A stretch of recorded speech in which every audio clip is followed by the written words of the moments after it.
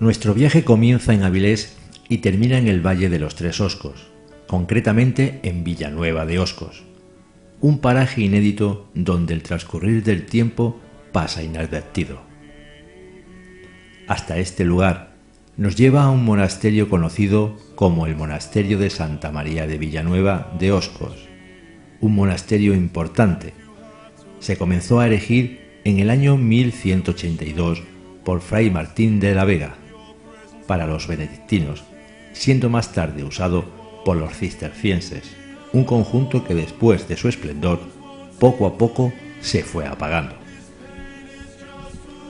El fin del monasterio llegó con la situación política del siglo XIX. Durante la Guerra de la Independencia, cuando el lugar fue ocupado y transformado en hospital. El trienio liberal y después de la desamortización y con este, el cierre definitivo en 1835.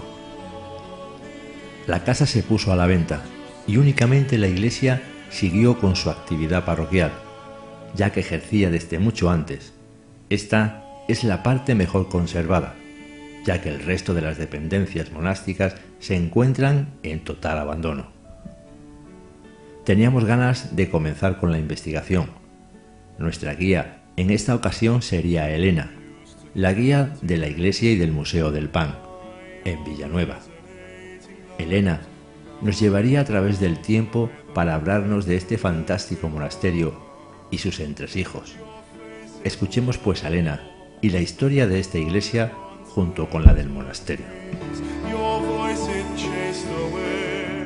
La iglesia se empieza a construir aproximadamente sobre 1144 gracias a la donación de Alfonso VII a unos monjes ermitaños, que vagaban por la zona de la Sierra de la Bobia, y les dona lo que él denomina el coto de Villanueva de Oscos para que construyan una iglesia y un monasterio con la condición de que debe ser regido bajo la regla de San Benito. Por lo tanto, en un inicio serán monjes benedictinos, que van a regirse por esa regla y por lo tanto su norma básica sería el reza y trabaja. Obras labora, eso es. Entonces empiezan a construir la iglesia donde ya se cree que había un lugar de culto pagano para seguir concentrando a la gente en el mismo lugar. Así que empiezan por la nave norte, que es esta que tenemos a la izquierda.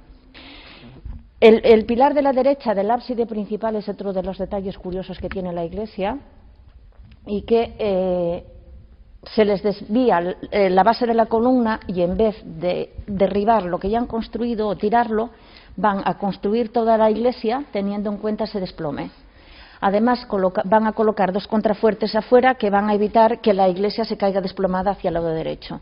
Eso es lo que hace que desde el siglo XII prácticamente no se haya tocado lo que es la cabecera, ya que el resto de fachadas tienen unos arreglos posteriores. Esa, la nave norte o la fachada norte, porque necesitan que soporte el relleno de la carretera.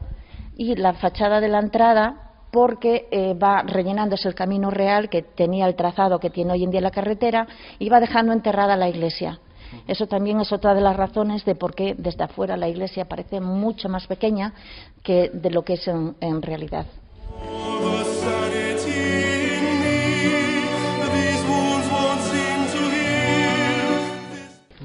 La puerta de los muertos está tapiada y está detrás del retablo.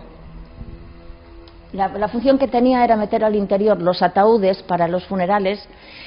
Si podían permitirse pagar o donar lo suficiente para enterrarse en la iglesia, van a dejarlos ya en el interior, y si no, los van a sacar de nuevo al cementerio que está detrás de este ábside. O sea, ya era el cementerio exterior. En cuanto a los retablos son retablos barrocos del siglo XVII, tallados en madera de castaño, y que lo más característico del barroco es el dorado, y en este caso no aparece para nada porque no tienen dinero suficiente para el pan de oro. De hecho, en este aparecen zonas destapadas incluso de pintura, no tenían dinero. Lo hace muy peculiar las pinturas de los monjes con los pelos de punta. En cuanto al altar, esta zona se cree que está prácticamente intacta, y las imágenes que hay encima del altar son los representantes de las dos órdenes a que perteneció el monasterio. Como decía en un inicio, Alfonso VII les pone la condición de que tienen que ser monjes benedictinos. Por lo tanto, San Benito es el de la izquierda. Pero a partir de 1203, este monasterio recibe la influencia de Carracedo de León y pasan a ser monjes cistercienses. El mejor representante del cister en España es San Bernardo de Claraval, el de la derecha.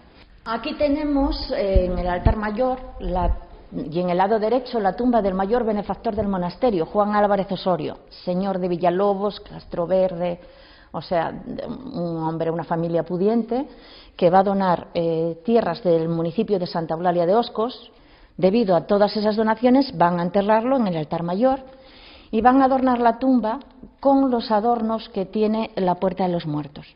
Este enterramiento es de principios del siglo XIV, que es cuando tapiaron la Puerta de los Muertos y recuperaron la cornisa, los canecillos y el arco para adornar la tumba de este hombre. Por lo tanto, aunque es de principios del siglo XIV el enterramiento, los adornos son románicos. La inscripción pone, esta inscripción que aparece alrededor de lo que es la figura del muerto, con la espada y el escudo encima tallado, pone: Mendo Alonso de Noceda dotó en el año 1550 esta sepultura con una misa cantada y cada año en el Día de la Magdalena.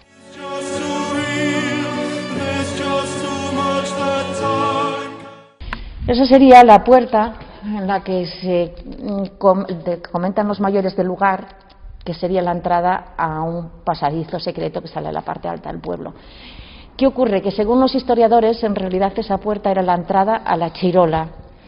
No, la chirola es como un pasillo que hacían por afuera. La chirola, que es lo que yo decía antes, es como el hueco donde recogían las cosas de más valor de la iglesia.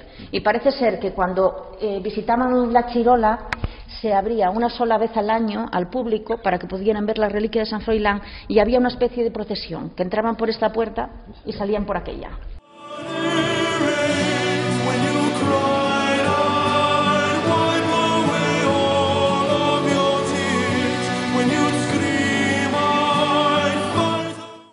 Tras el recorrido por este emblemático lugar, comenzamos a investigar en el interior de la iglesia. Tras preparar las grabadoras, cámaras, micrófonos, nos disponemos a recorrer esta iglesia y a fijarnos en esos pequeños detalles como las cruces gramadas, el símbolo de la Orden de Santiago, las ocas que pertenecen a los templarios, así como otras figuras destacadas. La cara de Jesús, que se encuentra en lo alto de un arco, como mirando a los que se reúnen en aquel lugar santo. La figura que se encuentra en el arco de la tumba del fundador.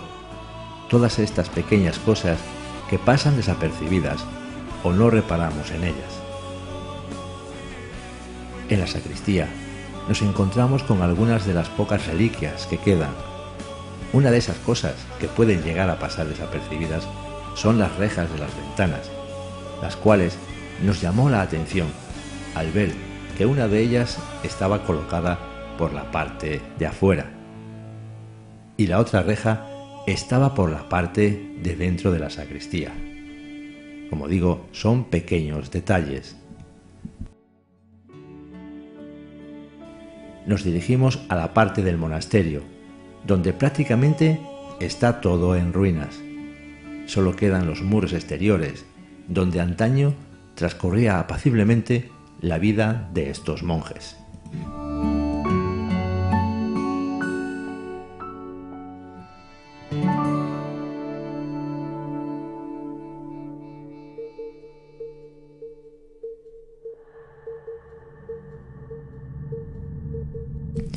Nuestra segunda incursión sería en la casa del abad y las dependencias de los monjes, un lugar donde los monjes tenían sus estancias, cocina, almacén, lavadero, etc.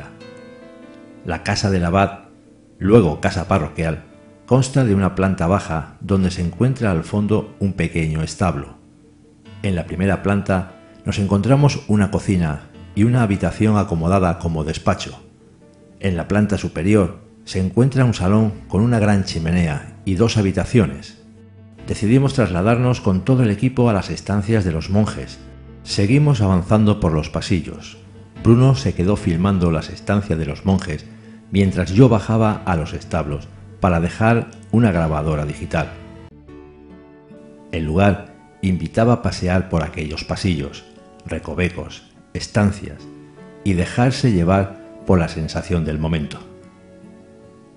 Una vez recorrido gran parte del monasterio, dimos por terminada la visita a este lugar, donde antaño paseaban los monjes mientras rezaban sus oraciones.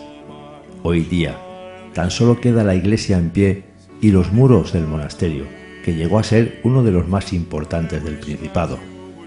Hoy solo se puede recorrer e imaginarse lo que ese lugar llegó a ofrecer.